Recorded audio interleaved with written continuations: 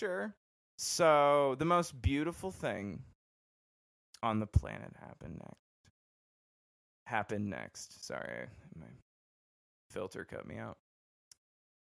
When I was leaving that tech school, about 8 months later, or like whatever, however many months later, it was an 8-month-long tech school, so sometime. Right before I left, I was downstairs next to the common area room that had like the pool table, TVs, some chairs, couches, cool little spot. And one of these like other tech school trainees comes over to me and was like, "Hey, can I tell you a story?" And he was like real jazz, and I was like, "Hell yeah, you can tell me a story." I love when people tell me stories. And he begins to tell me my story exactly the way that I told it. There's like barely anything wrong with it. And I look at him and I smile and I say, "Give me your hand." He sticks his hand out. He's all bug-eyed because now he's like, "Whoa, where are we going with this?" And I take his hand and I run his fingers on the top of my skull, and you can feel the indentation of the scar tissue. And I said, "I'm that airman." And he was like, "Oh my God, dude, you're the guy." And I said, "Yeah, go tell everyone." And so he did. He literally turned around and was like, "Everybody, this is the guy." And he just ran off. And I was like, "Tell as many people as you can." And that fed my soul, you know.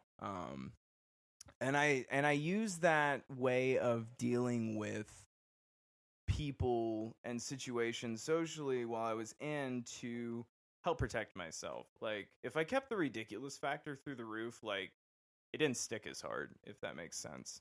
And so I had seen Good Morning Vietnam when I was relatively young. I saw part of it, and then I saw it again, and then again, because it was in the military. So if it's a military movie, we watch it a lot. A lot of us do.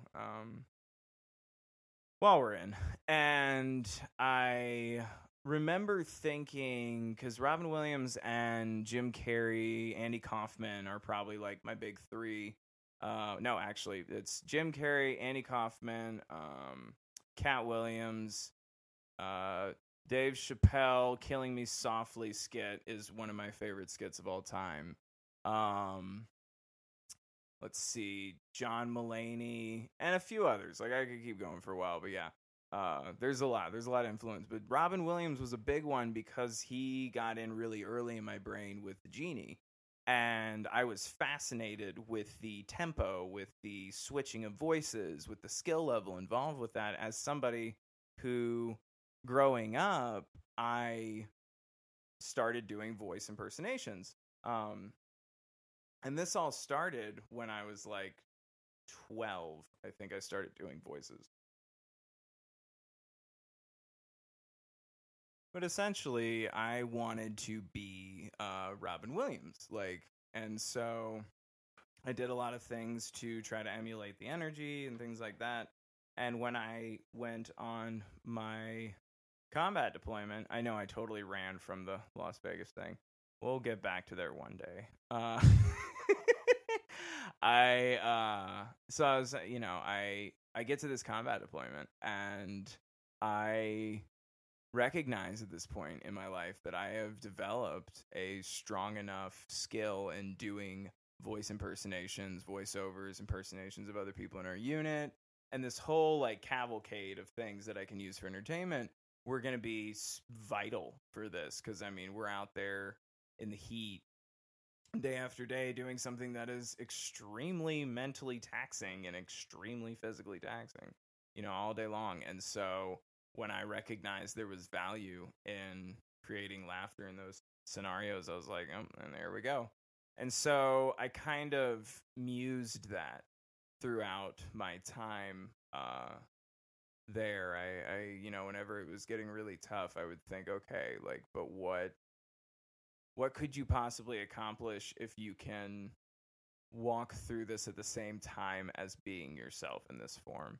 And so I did a lot of soul searching, a lot of looking through stuff during this time because I was pulling a couple different shifts of myself. I was pulling this persona that partially played into how I actually was, and then I had, a couple different ways of contending with the amount of energy that took out of me, because it, while you're working in 110, 115 degree heat and dealing with the fact that you're on a combat deployment just mentally, and then add in expending excess energy through, performance. And, I was just bushed all the time. I drank so many Rippets. I legitimately thought I had like broken my body at one point. I was quite certain. On the flight line in a desert environment, you are not allowed to have a cooler full of Rippets, because you might die of dehydration. We did have a cooler full of Rippets and no water before, and the QA people caught us, and I think it was Butchie caught us, and he was like, "Guys, come on!" And I mean, it was like 100 cans of Rip-It, and we were like, "You don't want one?" And he's like, "It's not funny. I mean, go get it fixed now." We're like, "Okay." We and we what's interesting, like any situation kind of similar to the Beast Week, we all started sort of LARPing into it. Some people went a little too intense. Some people didn't play at all. Some people were just what you would say observatory. But what I noticed over as time progressed through our deployment was that the general vibe was getting lighter during times when I would kick off like full energy. So I spent a lot of time like working out and trying to like create a nice smelling environment in my part of the tent that I had, and doing all these different things to like keep my flow going. I remember one time, my buddy Estrada, he came to ask me if I wanted to work out, and I had just dropped this like really expensive cologne bottle that I'd gotten from, I think, Abu Dhabi, and he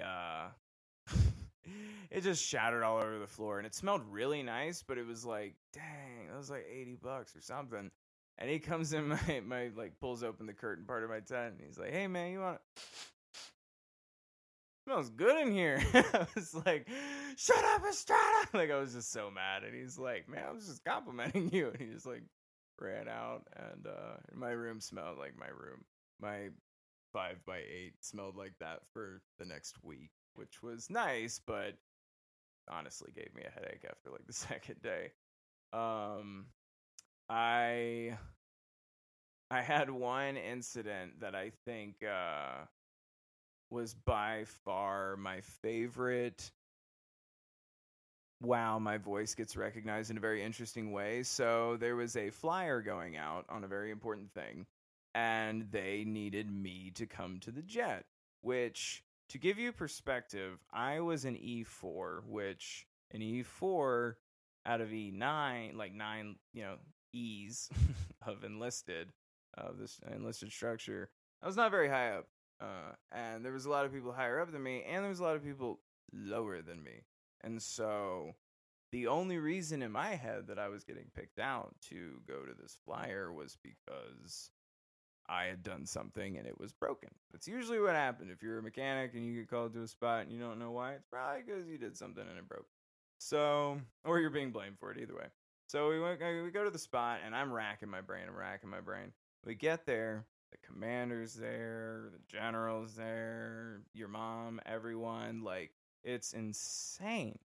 QA. And so I'm like nervous. I'm like, oh my gosh, like everyone's out here. So I run up and I have no idea. So I'm putting the first 5 or 6 steps of most common TOs, tech data things in my head, so I can get started with telling them the steps I need to while I find where I can get my tech data in the manual. And so I'm doing all this, and as soon as I plug into comm, I was like, "Sir, what seems to be the issue?"